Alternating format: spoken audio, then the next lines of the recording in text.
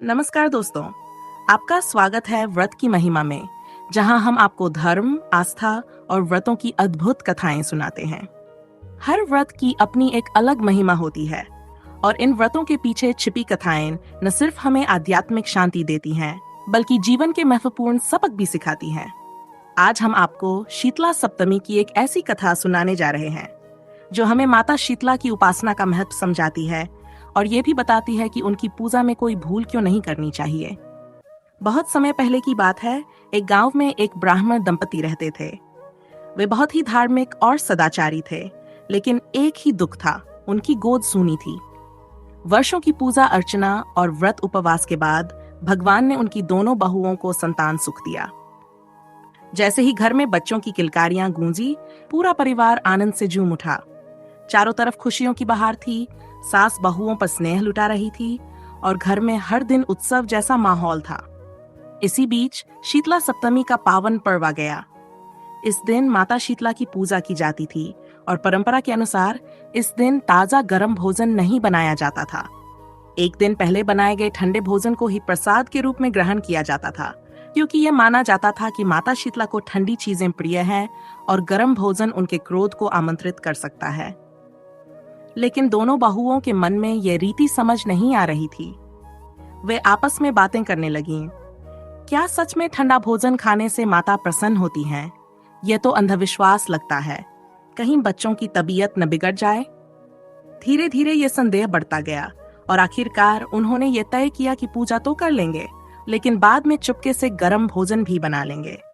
सुबह जब घर में माता शीतला की पूजा हो रही थी, सास पूरी श्रद्धा और भक्ति से भजन गा रही थी, लेकिन बहुएं बहाना बनाकर अंदर चली गईं। जैसे ही पूजा समाप्त हुई, उन्होंने चुपके से गरम गरम बाटियां बना ली और खा ली। उन्हें लगा कि ये बहुत छोटी सी बात है, किसी को पता भी नहीं चलेगा और शायद कोई अनहोनी भी नहीं होगी। लेकिन विधि का विधान कुछ और ही था। कुछ देर बाद जब सास ने कहा कि बच्चों को उठाकर कुछ खिला दो, तो बहुएं जैसे ही कमरे में गई, उनकी चीखें निकल गईं। बच्चे निशब्द पड़े थे, उनकी सांसें थम चुकी थीं। पूरा घर रोने बिलखने लगा। बहुएं डर और पछतावे से कांप रही थीं। वे सास के चरणों में गिर पड़ी और अपनी भूल स्वीकार कर ली। सास का क्रोध 7वें आसमान पर था। उसने रोते हुए कहा, माता शीतला की अवहेलना करने का यही परिणाम है। तुम दोनों ने अपने लालच में माता का नियम तोड़ा। अब जाओ, जब तक अपने बच्चों को जीवित नहीं करवा लेती, इस घर में कदम मत रखना। आंखों में आंसू लिए अपनी गोद में निर्जीव बच्चों को टोकरी में रखकर वे घर से निकल पड़ी। गांव गांव, जंगल जंगल भटकती रहीं, लेकिन कहीं कोई राह नहीं मिली। थक हारकर वे एक पुराने खेजड़ी के पेड़ के नीचे बैठ गईं। वहां 2 सत्रियां पहले से बैठी थीं। उनके बालों में जुएं भरी थीं और वे बहुत परेशान दिख रही थीं। बहुएं पहले तो उन्हें देखकर कुछ नहीं समझ पाई, लेकिन फिर मन में दया आ गई। उन्होंने आगे बढ़कर उन सत्रियों के बालों से जुएं निकालनी शुरू कर दी। जैसे ही उन्होंने ये सेवा की, सत्रियों के चेहरे पर एक अद्भुत शीतलता आ गई। एक सत्री ने कहा, जैसे तुमने हमारे सिर को शीतलता दी है, वैसे ही तुम्हारे दुख भी दूर हों।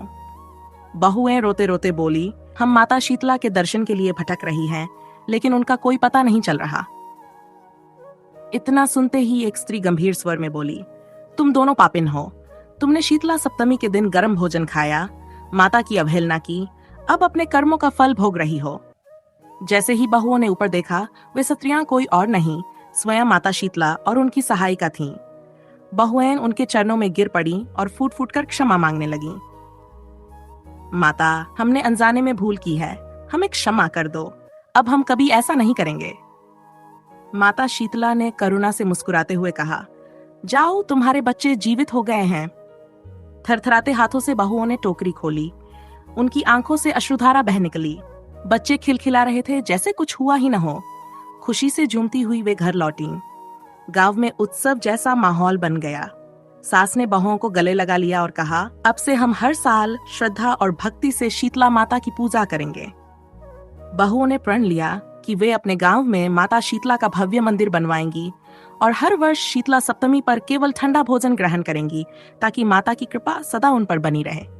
माता शीतला जैसी कृपा उन पर की, वैसी ही कृपा हम सब पर बनाए रखें। जय माता शीतला।